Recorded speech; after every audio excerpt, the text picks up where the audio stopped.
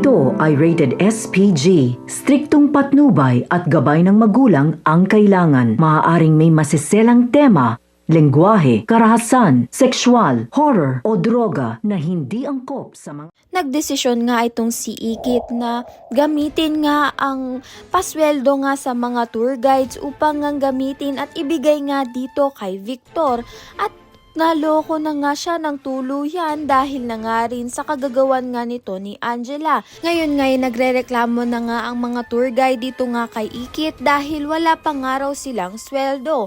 Marami pa nga silang pinapakain sa kanilang pamilya.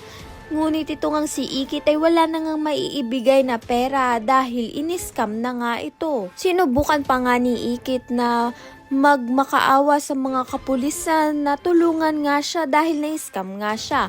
Ngunit ang mga kapulisan ay tauhan nga rin ito ni Angela, kaya naman nga't wala ngang magagawa ito dahil na nga rin sa naibigay niya na nga ang pera. Ang tanging paraan na nga lang ni Ikit ay mangibang bansa upang kumita nga ng malaking pera. At dito na nga rin ay pupunta nga siya ng Japan upang nga hanapin nga ang nang-scam sa kanya. At dito na nga rin makikita ni Ikit ang kanyang tunay na ina. Ayan, at iba pa ang dapat nating pakaabangan. Maraming salamat sa iyong panonood.